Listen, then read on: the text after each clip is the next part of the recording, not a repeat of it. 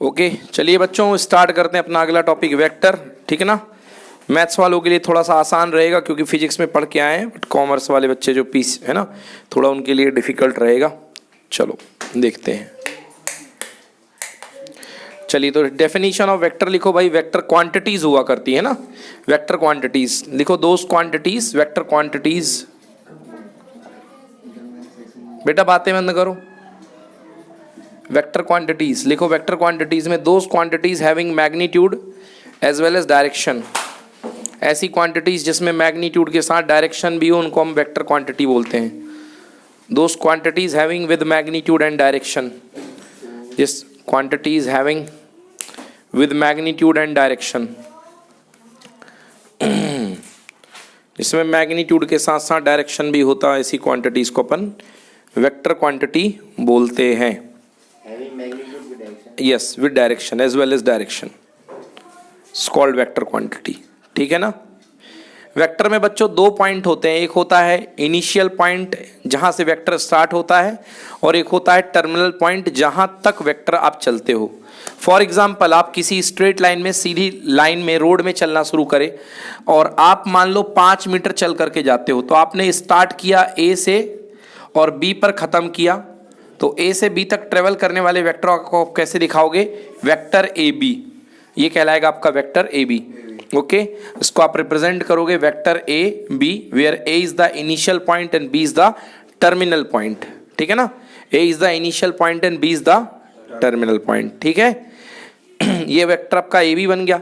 इसका यूनिट कितना, इसका लेंथ कितना बताया मैंने? 5 मीटर। तो जो लेंथ होती है वेक्टर को, उसको बोलते हैं उसका मैग्नीट्यूड। वेक्टर की लेंथ को क्या बोलते हैं? उसका मैग्नीट्यूड। दो चीजें होती हैं, एक होती है डायरेक्शन, दूसरा होता है मैग्नीट्यूड। तो मैग्नीट्यूड को कैसे रिप्रेजेंट करते हैं? अगर वेक्टर लगा हुआ है तो कंप्लीट वेक्टर दिखाएगा, और अगर मैग्नीट्यूड है तो आप क्या बोलोगे? A B. क्या बोलोगे? A B. अगर वेक्टर नहीं लगाए हो तो this is what? This is the magnitude. ये इसकी लेंथ को बताएगा। या तो ऐसे बोल दो, या this is called magnitude of A B. इसको बोल दो magnitude of A B. How much it is? 5 metre या 5 यूनिट। नोट करो।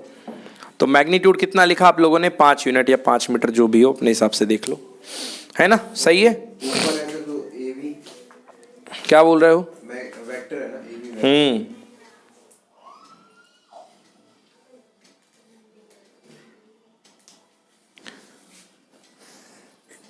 आया समझ में? ये हो गया।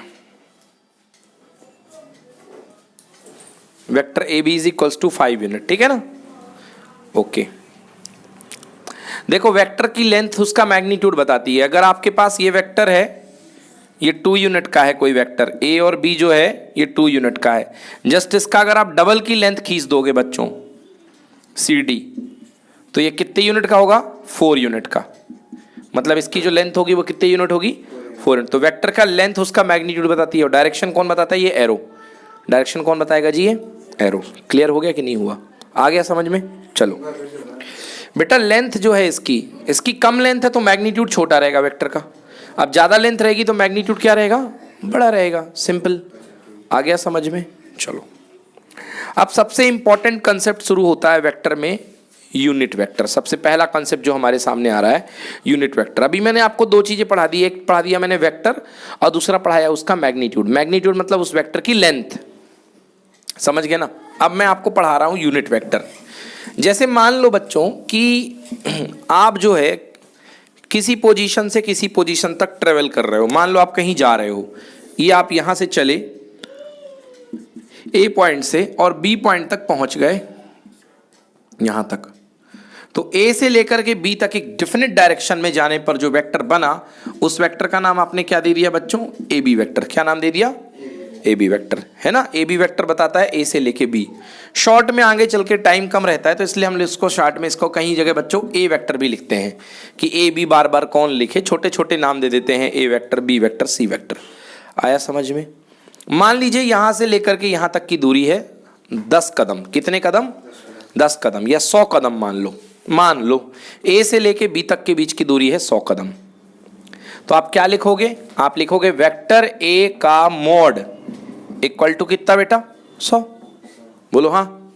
वेक्टर ए का मॉड मतलब वेक्टर ए की लेंथ कितनी भैया? 100। वेक्टर ए का मॉड लिख लो, नहीं तो ए बी का मॉड लिख लो भाई, मॉड मत बोलो, मैग्नीट्यूड बोलो ज़्यादा अच्छा। ए बी का मैग्नीट्यूड कितना है? 100। ए बी को ही तो अपन ने ए बोला कि नहीं बोला, इसीलिए 100 लिख दिया। अब मैंने कहा कि मुझे, आप 100 कदम चल रहे हो ठीक है, मगर फिर किसी दिन मैंने बोला क्यों भैया तुम कहाँ गए थे? बोले मैं बी पर गया था। मैंने कहा अच्छा मुझे रास्ता बता दो, मुझे रास्ता बता दो कि बी का रास्ता क्या है। मतलब मैं आपसे क्या पूछ रहा हूँ? डायरेक्शन। क्या पूछ रहा हूँ? डायरेक्शन। तो आप क्या मेरे को उंगली पकड़ के छोड़ के आओगे या बोलोगे भैया ऐसे चले जाओ, ऐसे चले जाओ? तो आप मेरे को डायरेक्शन बता दिए, या बता दोगे एक काम कर ये ले, जैसा मैंने चला 1 कदम ऐसे तू उचटते उचटते 100 कदम कूद ले, पहुंच जाएगा वहीं। क्यों भाई? अगर सीधा रास्ता है तो 1 कदम में चल के बता दिया तुम्हें, और तुम ऐसे 100 कदम चले जाओ।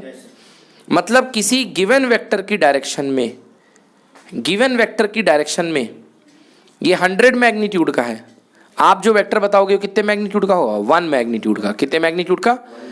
ओके। किसी गिवन वेक्टर की डायरेक्शन में यूनिट लेंथ का वेक्टर कहलाएगा यूनिट वेक्टर। क्या कहलाएगा? Unit vector. यूनिट वेक्टर का काम क्या है? डायरेक्शन बताना। कहाँ जाना है? बोले ऐसे जाना, सिविल लाइन जाना है, ये लो जा। डायरेक्शन देने के लिए, तो डायरेक्शन देने में कोई ज़्यादा दमदार चीज़ नहीं होनी चाहिए। अगर डायरेक्शन वाले वेक्टर में आपने 2 का मल्टीप्लाई किया तो जिससे मल्टीप्लाई करोगे वो 200 हो जाएगा, जिससे मल्टीप्लाई करोगे वो कितना हो जाएगा? 200। समझ में आया? तो यूनिट वेक्टर किसी गिवन वेक्टर की डायरेक्शन में वो वेक्टर जो 1 लेंथ का हो, जो यूनिट लेंथ का हो, उसको बोलेंगे भैया अपन यूनिट वेक्टर। तो यार अपने पास ये ए वेक्टर है और इसकी डायरेक्शन का यूनिट वेक्टर ये कहलाएगा ए कैप। क्या कहलाएगा ये? A cap. देखो वो, हाँ 1 यूनिट का कोई भी यूनिट वेक्टर हो, बिल्कुल जैसे आनंद ने कहा 1 यूनिट का मतलब ए कैप का मॉड कितना होगा? 1। इसका मैग्नीट्यूड कितना होगा? 1। ये गिवन वेक्टर की डायरेक्शन का यूनिट वेक्टर है। गिवन वेक्टर की डायरेक्शन का क्या है? Unit vector. अच्छा बताओ, ए कैप को अगर आप फोल्ड मारोगे, इसको पकड़ के ऐसे घुमाओगे, है ना, ए कैप को आप फोल्ड मारोगे तो 100 कदम के बाद तो पूरा पहुंच जाओगे ना। मतलब ए कैप के आपने कितने फोल्ड करे? मॉड ए कैप के आपने कितने फोल्ड करे? मॉड ए वेक्टर। मॉड ए वेक्टर 100 ही तो था कि नहीं था? अब 100 तो पर्टिकुलर है, यहाँ पे 100 लिख दूंगा तो फॉर्मूले में ही 100 आ जाएगा। क्या पता कोई 200 कदम का हो, तो जो भी होगा मॉड ए होगा। मतलब अगर ए कैप को आप उसको फोल्ड करते करते करते करते करते करते उसके मॉड ए के बराबर फुल लेंथ में अगर घुमा देते हो तो आपको कौन सा वेक्टर मिलेगा? फुल वेक्टर मिलेगा कि नहीं मिलेगा? खुलेगा कि नहीं मिलेगा? मिलेगा ना भाई। ए कैप को, यूनिट वेक्टर को पूरे तक घुमा दिया तो आपको क्या मिलेगा? Complete vector A vector. मिलेगा कि नहीं मिलेगा? तो भैया ए कैप क्या होगा? A cap equals to vector A upon mod A. पहला फॉर्मूला इस चैप्टर का नोट करो बेटा। किसी की भी डायरेक्शन में, वेक्टर की डायरेक्शन में जो यूनिट वेक्टर होगा, गिवन वेक्टर अपॉन उसका मैग्नीट्यूड, गिवन वेक्टर अपॉन उसका मैग्नीट्यूड।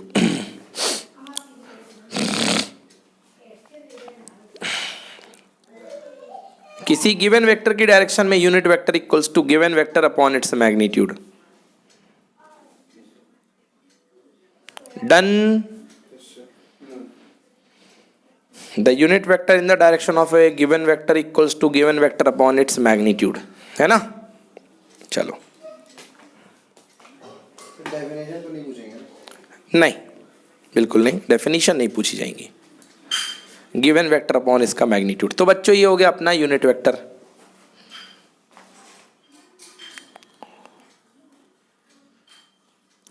चलो ठीक है, यूनिट वेक्टर। अब यूनिट वेक्टर आ जाता है बच्चों। अब देखिए कुछ रेफरेंस वेक्टर माने गए हैं बच्चों, अपने रेफरेंस वेक्टर माने गए हैं, एक्सिस के रेफरेंस वेक्टर माने गए हैं, जिनको पूरे वर्ल्ड में जो एक ही चलते हैं, है ना, रेफरेंस एक्सिस। तो बच्चों हम अब 3 डायमेंशनल वर्ल्ड में रहते हैं, 3D में रहते हैं। तो 3D में बच्चों 3 एक्सिस हैं, एक है एक्स एक्सिस और एक है वाई एक्सिस और एक है जेड एक्सिस। समझ गए ना? अगर इस बोर्ड की बात करूं मैं तो ये एक्स एक्सिस है, ये वाला पार्ट। ये वाला पार्ट क्या है बच्चों? Y axis. और ये जो बाहर की तरफ निकल रही जगह वो क्या है? जेड एक्सिस, है ना? तो जेड एक्सिस जो होता है बच्चों बाहर की तरफ निकलता है, ये जेड एक्सिस बाहर की तरफ निकला करता है। ठीक है बच्चों, हम क्या पढ़ रहे हैं? Position vector. हम क्या पढ़ रहे हैं? Position vector. मान लीजिए इस बोर्ड के बाहर कोई पॉइंट ये मैं कंसिडर कर लूँ, इस पॉइंट पे, यहाँ पे, अब आप उसको देखते रहिए, उस पॉइंट को हवा में लटका दीजिए, समझ गए ना। और वैसे नहीं समझना तो फिर अपने कमरे पे आ जाइए। कमरे पे देखोगे तो ये जो नीचे से आपके सामने जा रहा है ये एक्स एक्सिस है, ये जो इधर से आ रहा है ये वाई एक्सिस है, और ये जो आ रहा है ये क्या है, जेड एक्सिस है। मान लो मुझे पंखे की टिप पर पहुंचना है, पंखे की टिप पर, तो मैं क्या करूंगा, एक्स में कुछ ट्रेवल करूंगा, एक्स में कुछ यूनिट चल करके आ गया, ये एक्स में आ गया, फिर मैं क्या चलूंगा, वाई में, और फिर मुझे कहाँ चलना पड़ेगा, जेड में। तो मैं फाइनली कुछ कोऑर्डिनेट्स में चल के आ जाऊंगा, समझ गए ना। तो आपको पता है जैसे मैंने बताया यूनिट वेक्टर, ऐसे एक्स एक्सिस के अलोंग एक नन्हा कदम जो होता है, पहला कदम एक्स एक्सिस का, वन लेंथ, यूनिट लेंथ बेटा कहलाता है आई कैप। क्या कहलाता है? तो भैया एक कदम चलोगे तो 1 आई कैप, 2 कदम चलोगे तो 2 आई कैप, 3 कदम चलोगे तो 3 आई कैप, 4 कदम चलोगे तो 4 आई कैप। मान लो भैया आप x कदम चल के आ गए, तो यहाँ पर x कोऑर्डिनेट क्या होगा, x 0 0 होगा कि नहीं होगा, x 0 0, x एक्सेस में x बस रहेगा, x बस जिंदाबाद, बाकी y और z तो होते नहीं है, तो x 0 0। जैसे ये मान लो x एक्सेस है, आप इसमें चल करके आओगे तो केवल क्या ट्रेवल करोगे, इसको x बस ट्रेवल होगा, y तो ये वाला है, z तो ये वाला है, तो ना तो आपने आगे गए ना आप ऊपर गए, तो केवल x ट्रेवल किया। अगर आप y एक्सिस में चलोगे बेटा, तो y एक्सिस का जो कदम होता है, y एक्सिस का यूनिट वेक्टर कहलाता है बच्चों j कैप। तो अगर एक कदम चलोगे तो 1 j कैप, 2 कदम चलोगे तो 2 j कैप, 3 कदम चलोगे तो 3 j कैप, 4 कदम चलोगे तो 4 j कैप। समझ में आया? तो ये हो गया i कैप। तो ऐसे आप x कदम चल गए, जब एक कदम का वेक्टर a1 यूनिट का वेक्टर i कैप है, तो x यूनिट चलने का वेक्टर जो बनेगा वो क्या होगा बच्चों, xi कैप। क्या बनेगा? 2 कदम चलते 2 आई कैप, 3 कदम चलते 3 आई कैप, एक्स आई कैप। ये यहाँ तक का वेक्टर बन गया एक्स आई कैप। इसका नाम दे दो O और इसका नाम दे दो A, है ना। तो O को क्या बोलते हैं बच्चों, O होता है ओरिजिन। ओरिजिन के कोऑर्डिनेट क्या होते हैं, 0 0 0, ठीक है ना। एक्स एक्सिस में चलने वाले यूनिट वेक्टर का क्या नाम है, आई कैप। वाई एक्सिस में चलने वाले का नाम क्या है, जे कैप। जेड एक्सिस में जो वेक्टर होता है उसका नाम होता है बच्चों के कैप। तो ओरिजिन पे बैठ करके मैं क्या कहूंगा, मैं कहाँ पे हूँ ना, एक्स में चला मतलब एक्स में 0 आई कैप प्लस वाई में 0 जे कैप प्लस जेड में 0 के कैप। तो वो ये जो कोऑर्डिनेट्स आप लास्ट ईयर तक पढ़ते रहे थे, ये कार्टेशियन कोऑर्डिनेट अब ये वेक्टर की फॉर्म में बन गए, 0 आई कैप प्लस 0 जे कैप प्लस 0 के कैप। समझ में आ गया ना। चलो अब ओ ए की बात करते हैं बच्चों। ओ ए आप कहाँ पहुंच चुके हो, ए पर। तो ओ ए कितना होगा, केवल एक्स आई कैप। वाई में 0 जेड में 0, तो लिखना हो तो 0 जे कैप 0 के कैप बढ़ा दो, नहीं तो कोई फायदा ही नहीं है। चलो एक्स आई चल गए। चले अब ऊपर की तरफ बेटा, एक कदम चलते हो तो जे कैप, 2 कदम चले तो 2 जे कैप, 3 कदम चले तो 3 जे कैप, अगर वाई कदम चल गए तो कितना, वाई जे कैप। तो चलो ऊपर की तरफ चल जाओ, ये तो यहाँ पहुंच गए, तो ये बन गया एक्स कॉमा वाई। क्या बन गया, एक्स कॉमा वाई। ये वेक्टर है एक्स आई कैप, इसका वेक्टर क्या बनेगा बच्चों, वाई जे कैप। बोलो हाँ, वाई जे कैप बन गए 2 वेक्टर, एक्स आई कैप और वाई जे कैप। इस पॉइंट का नाम ले लो पी। क्या नाम ले लो बेटा, पी। इसको ओरिजिन से मिला दो, इसका नाम दे दो कुछ ओपी रहने दो, कोई दिक्कत नहीं है, समझ गए ना, ओपी। तो इसका नाम शॉर्ट में दे दो वेक्टर आर। क्या नाम दे दो, वेक्टर आर। तो बेटा वेक्टर आर अब क्या बनेगा, वेक्टर आर दूसरे केस में 2D में चल रहा है क्योंकि 2 पॉइंट है केवल, तो आंसर आएगा एक्स आई cap plus Y J cap. आया समझ में आया, एक्स आई कैप प्लस, भैया एक्स में चल गए वाई में चल गए, तो ट्रायंगल लॉ से एक्स आई कैप प्लस क्या हो गया, वाई जे कैप। दोनों को जोड़ दिया, एक्स आई cap plus Y J cap. ये क्या है, what is this, this is position vector of point P. What is this, this is position vector of point P, O P vector. O P vector, P का O के respect में, P का O के respect में vector, इसको short में कहते हैं vector R. This is equal to x I cap plus y cap.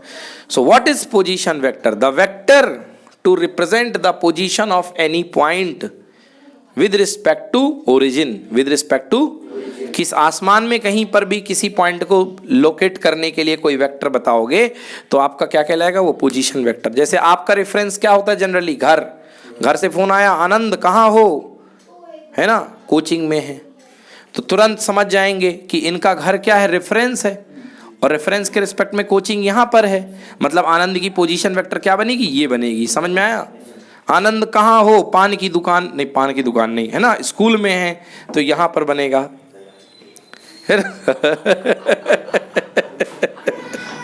हाँ वहाँ भी जाओ। ठीक है ना। हाँ तो भैया वहां पर अगर आप जाते तो आपका पोजीशन वेक्टर अलग बनेगा, मगर सबके लिए क्या है, रेफरेंस है, सबके लिए रेफरेंस है। तो रेफरेंस यहाँ पे क्या है, ओरिजिन है, रेफरेंस यहाँ पे ओरिजिन है। तो ओरिजिन के रिस्पेक्ट में जो वेक्टर बनता है that is called position vector, ठीक है ना। ये है पोजीशन वेक्टर पॉइंट पी। तो ये 2D में है। चलो अब इसका मैग्नीट्यूड क्या होती है, लेंथ। तो बचपन से पढ़ते आ रहे हो, ये x है ये y है, तो इसकी लेंथ क्या होगी, √x² प्लस y²। जितना इधर चले उतना उधर चले, दोनों का अंडर रूट। तो बेटा ओपी वेक्टर का मॉड कह लो, या इसे ओनली सिंगल ओपी कह लो, या इसे आर वेक्टर का मॉड कह लो। आंसर कितना आएगा बच्चों, √x² प्लस y²। आ गया समझ में, ये कहलाएगा इसका मैग्नीट्यूड। अभी ये 2D में थे, अब चलो आगे आ जाओ बेटा, x चल गए, y चल गए, अब बाहर आ जाओ z। वो पॉइंट पहुंच जाओगे क्या, x, y, z। हवा में जो पॉइंट है ये क्या है, x, y, z। तो इस समय हवा में बनाना पड़ेगा पॉइंट, तो चलो मैं इसी में बढ़ा देता हूँ थोड़ा सा आगे, x, y, z। उस समय जो OP वेक्टर आपका बनेगा इन 3D, यहाँ तक था 2D में, अब 3D में क्या बनेगा, xi cap plus yj cap plus zk cap. तो OP वेक्टर का मैग्नीट्यूड कह लो या R वेक्टर का मैग्नीट्यूड कह लो, क्योंकि ये R वेक्टर था, इसे R का मॉड कह लो। आंसर कितना आएगा, √x² plus y² plus z²। आ गया समझ में, कोई दिक्कत। तो ये अपने पास है बच्चों position vector. Okay, this is called position vector. Clear हुआ, क्यों भैया आनंद, नहीं हुआ क्लियर, हो गया। अब इसी का मैं यूनिट वेक्टर बना के दिखा देता हूं बेटा। अभी ये कंप्लीट वेक्टर क्या था, आर।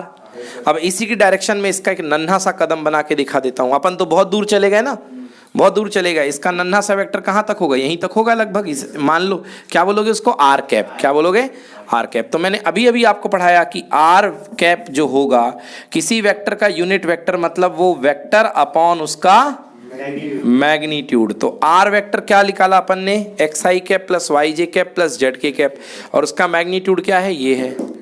तो भैया देखो answer, xi cap plus yj cap plus zk cap divided by √x² plus y² plus z²। Clear हुआ कि नहीं हुआ, कोई दिक्कत। xi cap plus yj cap plus zk cap upon √x² plus y² plus z²। Clear हो गया। अच्छा मुझे एक सवाल का जवाब दो कि एक लाइन से कितने वेक्टर एसोसिएट हो सकते हैं, एक सिंगल वेक्टर या दो वेक्टर। एक लाइन में कितने वेक्टर्स एसोसिएट हो सकते हैं, हाँ, एक, दो या इनफाइनाइट। एक लाइन में कितने वेक्टर आप दिखा सकते हो, कैसे दिखाओगे। तो भैया वेक्टर यार दो ही हो सकते हैं ना, एक लाइन में दो ही वेक्टर हो सकते हैं, या तो लाइन में फॉरवर्ड जाएगा या लाइन में बैकवर्ड जाएगा। बोलो भैया, एक रोड जा रही है, एक रोड से आप कितनी जगह पहुंच सकते हो, दो ही डायरेक्शन में तो जाओगे, या तो आगे की तरफ या तो पीछे की तरफ। तो एक लाइन में कितनी डायरेक्शन एसोसिएट होती हैं, दो। समझ में आया कि नहीं आया। तो ये इस कंसेप्ट का हम आगे यूज करेंगे, है ना। तो अभी जितना भी हम पढ़ रहे हैं वो बाहर की तरफ पढ़ रहे हैं, ओरिजिन से फॉरवर्ड डायरेक्शन में। क्या पढ़ रहे हैं, फॉरवर्ड डायरेक्शन में। समझ में आया। तो भैया ये बना लो यूनिट वेक्टर, फटाफट नोट करो इसको, ये यूनिट वेक्टर है। चलिए अब देखते हैं कि एग्जाम्पल देख लेते हैं आपके पास, है ना। एग्जाम्पल लिखिए। एग्जाम्पल अपने पास कोई वेक्टर दिया गया, मान लो सपोज ए वेक्टर दिया गया है, ए वेक्टर नाम है इसका, और ए वेक्टर इज इक्वल्स टू दिया 3i cap plus 2j cap plus 7k cap. आपको कह रहा है इसका यूनिट वेक्टर निकालने को, मतलब ए कैप निकालना है। तो बहुत ही सिंपल है, A cap is equals to क्या होता है, vector A upon magnitude A. तो वेक्टर ए की वैल्यू रख दो as it is, 3i cap plus 2j cap plus 7k cap, है ना। इस वेक्टर के लेंथ कंपोनेंट क्या है, 3 to 7, है ना। तो √3 का स्क्वायर 9 प्लस 2 का स्क्वायर 4 और 7 का स्क्वायर 49। तो सॉल्व कर दो भाई, 3i cap plus 2j cap plus 7k cap upon 9 और 4 13 और 49 और 10 59 और 3 कितना हो गया, 62। आ गया समझ में। तो ये बन गया इसका यूनिट वेक्टर। क्या बन गया, और ज्यादा प्रिसाइजली लिखना है तो इसको लिख दो कंपोनेंट अलग अलग करके, 3/√62 i cap, 2/√62 j cap and 7/√62 के कैप। समझ में आया कि नहीं आया? समझ में आया? क्लियर हुआ? अरे अलग अलग कर दिया, उसमें क्या है, 3 के नीचे √62, 2 के नीचे √62 और 7 के नीचे √62, तीनों को अलग अलग कर दिया तो ये बन गए अपने यूनिट वेक्टर, है ना? बस यही है ना? अच्छा एक और बात बता देता हूँ, डायरेक्शन बताएगा ये आई कैप जे कैप के ये पार्ट बोल रहे हो? अरे क्यों डायरेक्शन बताएगा? ये तो लेंथ कंपोनेंट है ना बेटा। आप समझो, जैसे आपके पास ये यूनिट वेक्टर है, अब समझो और से क्लियर करता हूं। जैसे ही आपके पास एक कंप्लीट वेक्टर है, हाँ? इस कंप्लीट वेक्टर के लेंथ कंपोनेंट क्या थे? 3, 2, 7। समझ में आया ना? मतलब इस वेक्टर का एक्स एक्सिस में जो जत्था चलने का, एक्स एक्सिस में जो लेंथ ट्रेवल करी उसने 3 की करी है। चलो दिखाते हैं इसको। ये मान लो ये बना दिया अपन ने वेक्टर, ये था एक्स एक्सिस, बोलो हाँ। तो एक्स एक्सिस में जो इसने डिस्प्लेसमेंट ट्रेवल किया है एक्स एक्सिस के अलोंग, समझ गए ना, वो कितने यूनिट है? 3 यूनिट। इसको बोलते हैं प्रोजेक्शन। क्या बोलते हैं? प्रोजेक्शन। जो कंपोनेंट चेंज होता है ना एक्स का, उसको बोलते हैं प्रोजेक्शन। तो इसका एक्स में प्रोजेक्शन कितना था? 3 था। वाई में कितना था? 2। और जेड में कितना था? 7। तो मतलब इस वेक्टर के जो लेंथ कंपोनेंट थे वो क्या थे? क्रमशः रिस्पेक्टिवली 3, 2 एंड 7। समझ में आया? तो फुल वेक्टर के जो लेंथ कंपोनेंट होते हैं उनको बोलते हैं डायरेक्शन रेशियो। क्या बोलते हैं? हाँ, फुल वेक्टर के जो लेंथ कंपोनेंट होते हैं, length component of full vector are called direction ratio. समझ गए ना? तो डायरेक्शन रेशियो को शॉर्ट में कैसे लिखता हूं मैं? DRS। Direction ratios full vector के क्या कैसे नाम से जाने जाते हैं? ABC। तो A की वैल्यू मतलब एक्स एक्सिस का डायरेक्शन कंपोनेंट 3, B क्या 2 और C क्या 7। बोलो हाँ। आया समझ में कि नहीं आया? क्लियर हो गया ना? अब मान लो यदि कोई वेक्टर है, ये पॉइंट है x1 y1 z1 और ये पॉइंट है x2 y2 z2। तो बेटा मेरे ये जो लेंथ होगी, ये जो प्रोजेक्शन बनेगा एक्स एक्सिस का, क्या x2 - x1 नहीं बनेगा कि नहीं बनेगा? बताओ। अरे ये x1 यहां से है, यहां पर x2 है, तो एक्स एक्सिस में जो प्रोजेक्शन बनेगा वो क्या बनेगा? x2 - x1। समझ गए? x2 - x1, इसी को बोलते हैं a। क्या बोलते हैं इसी को? a। तो जो a होता है वो x एक्सिस के अलोंग प्रोजेक्शन हुआ करता है, length component on x axis. ठीक है ना? तो a इज इक्वल टू लिख सकते हो x2 - x1। बोलो आयुष, b क्या होगा? बिल्कुल सही, b होगा y2 - y1 और c क्या होगा? Z2 - Z1। किसके हैं ये? कौन से वेक्टर के लेंथ कंपोनेंट है? यूनिट वेक्टर के या फुल वेक्टर के? हाँ, फुल वेक्टर के लेंथ कंपोनेंट है। इनको क्या बोलते हैं अपन? Direction ratios. तो अगर आपको यदि कोई कह दे कि मेरे फुल वेक्टर के लेंथ कंपोनेंट 3 to 7 है या ABC है, तो आप वेक्टर भी इनको देख के बना सकते हो। जो आपका वेक्टर बनेगा वो होगा AI cap plus BJ cap plus CK cap. समझ गए ना? ये है कंप्लीट वेक्टर। ये क्या है? Complete vector. अब आगे की बात सुनो। तो ये अभी क्या था बेटा? आपका ये कंप्लीट वेक्टर था और फिर आपने इस वेक्टर का क्या निकाला? A cap. क्या निकाला? A cap. A कैप क्या है? इसका यूनिट वेक्टर है। अब जो आप पूछ रहे थे कि नवीन की ये क्या है सर, तो जब ये फुल वेक्टर के लेंथ कंपोनेंट 3 to 7, क्योंकि आप फुल वेक्टर लिख रहे थे, अब आप जब यूनिट वेक्टर लिख रहे हो तो ये कौन से कंपोनेंट है? किस वेक्टर के लेंथ कंपोनेंट है ये? यूनिट वेक्टर के या फुल वेक्टर के? क्यों होंगे फुल के यार? फुल वेक्टर के। अब आपने इसको यूनिट वेक्टर में नहीं बदल दिया है। एक कंप्लीट वेक्टर था और आप इसको यूनिट वेक्टर में नहीं ले आए हो, तो ये यूनिट वेक्टर के लेंथ कंपोनेंट नहीं देंगे आपको केवल इतने से के। बोलो हाँ। जिसकी लंबाई 1 होगी। इसकी लंबाई कितनी है? इसकी लंबाई है ऊपर वाले की √62 पूरे की, और इसकी लंबाई कितनी है? 1। कितनी है? 1। तो ये यूनिट वेक्टर के लेंथ कंपोनेंट होते हैं। समझ गए? तो ये जो निकले हैं किस वेक्टर के लेंथ कंपोनेंट है? यूनिट वेक्टर के लेंथ कंपोनेंट। समझ गए ना? इनको बोलते हैं डायरेक्शन रेशियोज और इनको बोलते हैं डायरेक्शन कोसाइंस। क्या बोलते हैं इनको? Direction cosines. तो अपने पास जो निकले हैं 3/√62, 2/√62 और 7/√62। ठीक है ना? हाँ, ये लेंथ कंपोनेंट है किस वेक्टर के? यूनिट वेक्टर के। तो यहां पे लेंथ कंपोनेंट जो एक्स एक्सिस में मिलता था फुल वेक्टर का वो कहलाता था A, वाई एक्सिस के अक्रॉस मिलता था वो कहलाता था B, और जेड एक्सिस में मिलता था अक्रॉस C। बट यहां पे यूनिट वेक्टर के लिए अलग नाम दिया गया है। इसका नाम है L, इसका नाम क्या है? M, और इसका नाम क्या है? n, और इस सेट को बोलते हैं डायरेक्शन कोसाइंस। क्या बोलते हैं?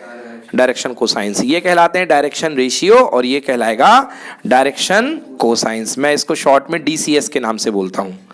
समझ में आ गया? डायरेक्शन कोसाइंस पूरा कौन लिखे? आ गया समझ में जी? तो बस इतना याद रखिएगा कि फुल वेक्टर के लेंथ कंपोनेंट को बोलते हैं डायरेक्शन रेशियो ABC और यूनिट वेक्टर के लेंथ कंपोनेंट को बोलते हैं डायरेक्शन कोसाइंस LMN। समझ में आया? चलिए अब दूसरा टॉपिक डालते हैं। अगला टॉपिक है डिस्प्लेसमेंट वेक्टर। इसको नोट कर लीजिए फटाफट। चलिए अगला टॉपिक डालिए डिस्प्लेसमेंट वेक्टर। अगला टॉपिक डालते हैं डिस्प्लेसमेंट वेक्टर। चलो भाई पढ़ें डिस्प्लेसमेंट वेक्टर। बेटा मान लीजिए आपके पास ये कोई पॉइंट है A, आप A पॉइंट से चल के A पॉइंट की पोजीशंस लिख लो। A पॉइंट की पोजीशन है आपकी कोऑर्डिनेट सिस्टम में x1 y1 z1 और आप चल करके जो है B पर आ जाते हो। चल करके आप B पर आ जाते हो। B पॉइंट की पोजीशंस हैं x2 y2 z2। अब आपको बताना है कि AB वेक्टर क्या होगा, है ना? आपको बताना है AB वेक्टर क्या होगा, AB का मैग्नीट्यूड क्या होगा और AB वेक्टर क्या होगा, ठीक ना? चलिए तो ये क्या है बच्चों? ओरिजिन। ओरिजिन के रिस्पेक्ट में सबसे पहले A को पोजीशनेट कीजिए, मतलब ओरिजिन के रिस्पेक्ट में A का वेक्टर तैयार कीजिए। तो A का पोजीशन वेक्टर मान लिया बच्चों अपन ने OA। क्या मान लिया? OA। सर छोटा नाम दे दो, दे दो बेटा, A वेक्टर दे दो। अच्छा नहीं लग रहा तो A वेक्टर क्या बनेगा बच्चों? x1 i cap plus y1 j cap plus z1 k cap. अभी पढ़ाया था पोजीशन वेक्टर। सर OB का नाम, OB को भी पोजीशनेट कर दो बेटा। OB को भी अपन ने पोजीशनेट कर दिया। तो OB vector is equal to, OB का position vector equal to x2 i cap plus y2 j cap plus z2 k cap. अब बेटा एक वेक्टर का ट्रायंगल लॉ होता है।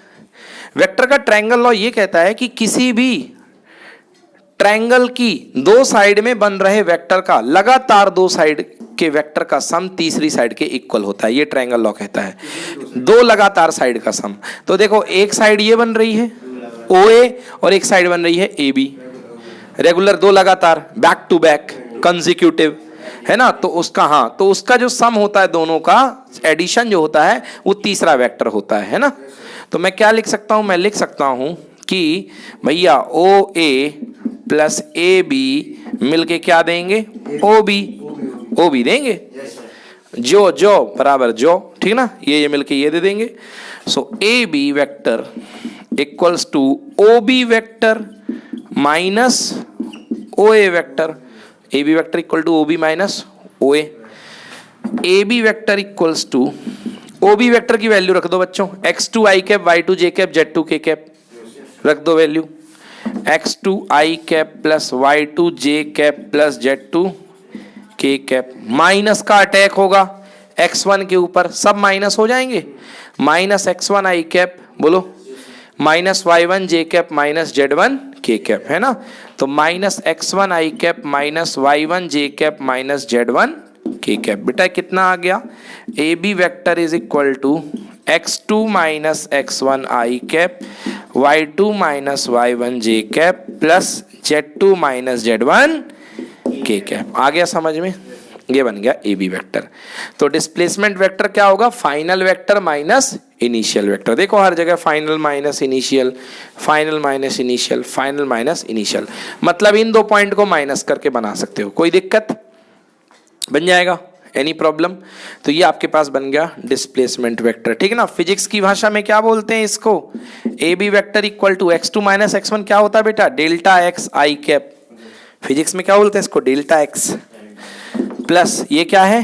Delta y j cap plus delta z k cap, है ना? या इसको कहीं पर आपको dx i cap plus dy j cap plus dz k cap. तो ये फिजिक्स वाला पार्ट है, इससे कोई अपना मतलब नहीं है मैथ्स का। फिजिक्स में ऐसा शो किया जाता है। हाँ वेरी गुड, बहुत अच्छे बेटा, वेरी गुड, बिल्कुल सही। x2 माइनस x1 क्या है? फुल लेंथ वेक्टर के लेंथ कंपोनेंट है, फुल वेक्टर के लेंथ कंपोनेंट है। इसी को अपन क्या बोलते थे? A, इसी को बोलते थे B, इसी को बोलते थे C। तो मतलब ये जो वेक्टर जनरेट हो रहा है एक्चुअली ये AB वेक्टर जो जिस रूप में आएगा वो होगा AB vector is equals to AI cap plus BJ cap plus C k cap, जहां पे ए की वैल्यू क्या है x2 माइनस x1, बी की वैल्यू y2 माइनस y1 और सी की value z2 minus z1। Full vector के length component या projection on x axis, projection on y axis, projection on z axis. समझ में आया? अब आपसे बोले कोई इसका लेंथ निकाल दो, वेरी सिंपल, मॉड ले लो। मॉड मतलब लेंथ, तो आ जाइए भाई ए बी का मॉड निकालते हैं। तो ए बी का mod is equal to under root, देखो भैया क्या है x2 माइनस x1 का स्क्वायर, नहीं होगा? अरे भैया यही तो होगा, इसके कंपोनेंट क्या है, यही तो है length component, x2 minus x1 का स्क्वायर प्लस क्या y2 माइनस y1 का स्क्वायर प्लस क्या z2 माइनस z1 का स्क्वायर। समझ में आया कि नहीं आया? तो ये बन गया अपना पूरा डिस्टेंस बिटवीन 2 पॉइंट का फॉर्मूला, जो लास्ट ईयर आप पढ़ते थे, है ना? चलो नोट करो। हाँ चलिए, बहुत सामान्य सी चीजें हैं, दो वेक्टर का एडिशन। तो दो वेक्टर का एडिशन करना बहुत ही सिंपल है, दोनों के जो कंपोनेंट होते हैं कॉरस्पॉन्डिंग कंपोनेंट, उनको आप ऐड कर दो। ओके, देख लो एग्जांपल्स देख लेते हैं दो वेक्टर के एडिशन के। कोई भी दो वेक्टर ले लीजिए कंपोनेंट फॉर्म में, कह दिया गया कि आपके पास दो फोर्स हैं, दो फोर्स वेक्टर आपको दिए गए हैं। चलिए देखिए, पहला घूंसा आनंद ने लगाया, है ना? तो ये हवाई पंच मारा आनंद ने विद इस formula 2i cap plus 3j cap plus 4k cap, ठीक ना? और दूसरा फोर्स ले लीजिए कोई, F2 equals to 3i cap plus 7j cap plus 6k cap, ये अपने पास है फोर्स। और बोला गया दोनों को ऐड करना है, दोनों को ऐड करना है। तो दोनों को ऐड करने के लिए आप ऐड कर दीजिए F1 प्लस F2, तो 2 प्लस 3 कितना हो गया 5i कैप, 3 प्लस 7 कितना 10j कैप और 6 प्लस 4 कितना 10k कैप। तो सिंपल एडिशन है, ऐसे ही सब्ट्रैक्शन है, बट मल्टीप्लिकेशन नहीं है ना। मल्टीप्लिकेशन आपको डिटेल में पढ़ाया जाएगा, एडिशन सब्ट्रैक्शन नॉर्मल, 2 और 2 4 वैसे। चलो ठीक है ना, उसी तरीके से। अब दूसरा है अपना रूल है multiplication of a vector by a constant, multiplication of a vector by a constant, ठीक है ना? तो जैसे आपके पास कोई वेक्टर है, मान लो ए वेक्टर है, ये ए वेक्टर दिया गया है, आपने इच्छा जताई कि मुझे इस वेक्टर को 2 से मल्टीप्लाई करना है। 2 एक कांस्टेंट है, तो बेटा कांस्टेंट से मल्टीप्लाई करने पर आप बोलते हो 2 times of vector A, 2 times of, मतलब जो नया वेक्टर आपका तैयार होगा मल्टीप्लाई करने के बाद, इसका नाम दे दो बी वेक्टर। क्या नाम दे दिया? B vector. वेक्टर ए से 2 मल्टीप्लाई करने के बाद जो नया वेक्टर तैयार होगा वो पुराने वेक्टर का कितने गुना होगा? 2 गुना। कितने गुना होगा? 2 गुना। तो बिल्कुल इसी डायरेक्शन में आपको जस्ट 2 गुना, मतलब इसको 2 बार फोल्ड कर दो, तो ये बन गया बच्चों आपका 2 वेक्टर ए। कितने वेक्टर ए? 2 vector A. अगर बताओ मैं तीसरा वेक्टर नया सी तैयार कर दूं, जिसको मैंने कहा 3 टाइम्स ऑफ वेक्टर ए, तो बताओ ये ओरिजिनल वेक्टर का कितने गुना हो जाएगा? 3 गुना। समझ में आया कि नहीं आया? तो ये ओरिजिनल वेक्टर का 3 गुना हो जाएगा, यानी 3 times of vector A. Sorry, आगे बढ़ा दो। क्लियर हुआ? मतलब वेक्टर को मल्टीप्लाई करने पर किसी नंबर से जस्ट क्या होता है, वो उसके गुने में बदलता है ना, उतने टाइम्स हो जाता है। नया वेक्टर की डायरेक्शन वही होती है, बस मैग्नीट्यूड उतने टाइम्स हो जाता है। पुराना वाला अगर 10 लेंथ का था तो नया वाला कितने का हो जाएगा? 20 का। ये वाला कितने का हो जाएगा? 30 का। जस्ट उतने टाइम्स हो जाएगा। क्लियर हुआ? अब मुझे ये बताओ भाई नवनीत, कि अगर मैं एक नया वेक्टर डिजाइन करूं तुम्हारे नाम से, vector n equal to -2 times of vector a, अब बताओ आप क्या कहोगे? अब ये क्या हुआ? -2 टाइम्स का मतलब क्या है? हाँ वेरी गुड, पीछे बैकवर्ड, मगर लेंथ कितनी होगी? 2 टाइम्स। मतलब जस्ट इसका अपोजिट बना दो, बिल्कुल सही है ना, बैकवर्ड। तो ये कहलाएगा बच्चों -2a वेक्टर। क्या कहलाएगा? -2a vector. एक्चुअली 2 तो मैग्नीट्यूड को बताता है कि मैग्नीट्यूड इतने टाइम्स हुआ, ये a जो है वेक्टर के ऊपर जाएगा। So more clearly you can write it 2 times of -a। समझ में आया ना? 2 टाइम्स ऑफ -a। तो एक बात और यहाँ पे क्लियर हो गई कि अगर ये वेक्टर a है तो ये वाला पीछे वाला क्या होगा बच्चों? -a। इक्वल मैग्नीट्यूड का नेगेटिव वेक्टर, समझ गए ना? So this is called negative vector. ये क्या कहलाता है? Negative vector. क्लियर हुआ? तो ये सारे थॉट्स मन में रखने की जरूरत है, डेफिनेशन पे मत जाओ, कोई मतलब नहीं है डेफिनेशन का। This is called negative vector. Clear है?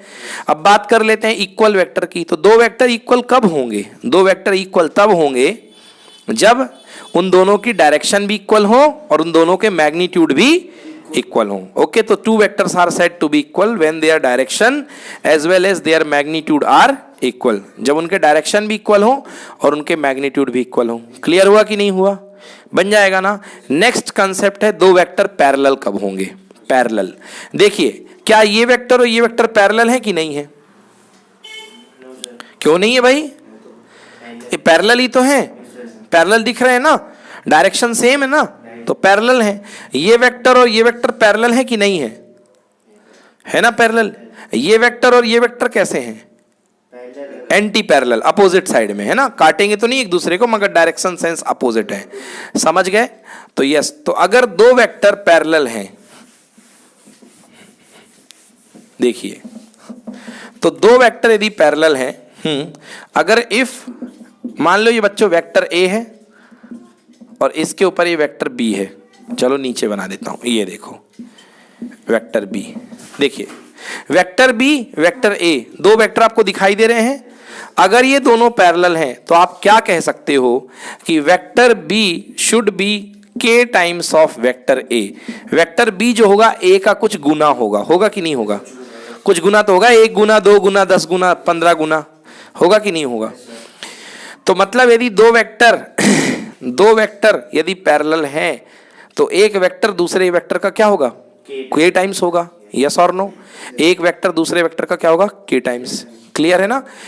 हाँ, अगर k की वैल्यू ग्रेटर देन 0, मतलब है जैसे ये +2 है +3 है, तो मतलब दोनों किस डायरेक्शन में होंगे? सेम डायरेक्शन में होंगे, पैरेलल।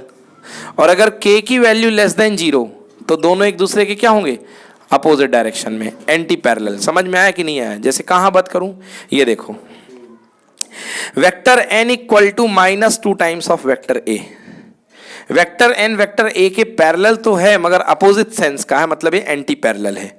समझ में आया? तो वेक्टर ए वेक्टर बी के पैरेलल होने के लिए अगर दो वेक्टर पैरेलल हैं तो एक वेक्टर दूसरे का क्या होना चाहिए? सम टाइम्स, कुछ टाइम्स होना चाहिए, है ना, सम टाइम्स। जैसे एग्जांपल के लिए मैं आपको बता दूं, मैं दो वेक्टर आपको दे दूं, दो वेक्टर यदि मैं आपको दे दूं, देख लीजिए, एक वेक्टर मैंने आपको दे दिया 2i cap plus 3j cap plus 4k cap, और दूसरा वेक्टर मैंने दे दिया आपको 4i cap plus 6j cap plus 8k cap.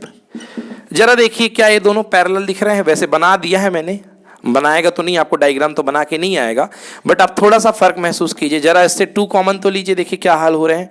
2 common लेने पर 2i cap plus 3j cap plus कितना? 4k cap. मतलब ये जो दूसरा वाला वेक्टर गया है बी वाला, ये वेक्टर a का कितने गुना है? 2 गुना। मतलब vector b is equal to 2 times of vector A. और एक वेक्टर अगर दूसरे का कुछ गुना है तो वो 100% पैरेलल ही तो होगा। अब इसमें एक चमत्कार की बात यह है कि इसके कोफिशिएंट देखिए 2 4। अगर इसको मान लो आप a1 b1 c1 और इसको मान लो आप a2 b2 c2, मतलब जो वेक्टर दिखाई देगा वो दिखेगा a1 i cap b1 j cap c1 k cap, और दूसरा वाला वेक्टर दिखेगा a2 i cap plus b2 k cap plus c2 j cap, sorry k cap c2 k cap, a2 i cap plus b2 j cap plus c2 k cap. अब इनके ratio देखिए आप, a1 upon a2 करिए, 2/4 कितना है भैया? 1/2। 3/6 1/2। 4/8 हाँ 1/2। तो क्या कंडीशन बन गई? तीनों इनके कोफिशिएंट के रेशियो सेम आ रहे हैं, जैसे स्ट्रेट लाइन में हुआ करता था, वही 10th क्लास में a1 upon a2 equal to b1 upon b2। But ये 3D चल रही है तो कंडीशन क्या बनेगी पैरेललिटी की? a1 upon a2 equal to b1 upon b2 equal to c1 upon c2। तो अगर दो वेक्टर पैरेलल हैं तो पैरेललिटी की कंडीशन है a1 upon a2 equal to b1 upon b2 equal to c1 upon, कोई दिक्कत? बन जाएगा, ठीक है ना? तो नोट कर लीजिए। तो भैया आज यहीं तक के लिए है ना, ये वेक्टर हो गया आपका पहला एक्सरसाइज, दूसरी एक्सरसाइज कंप्लीट।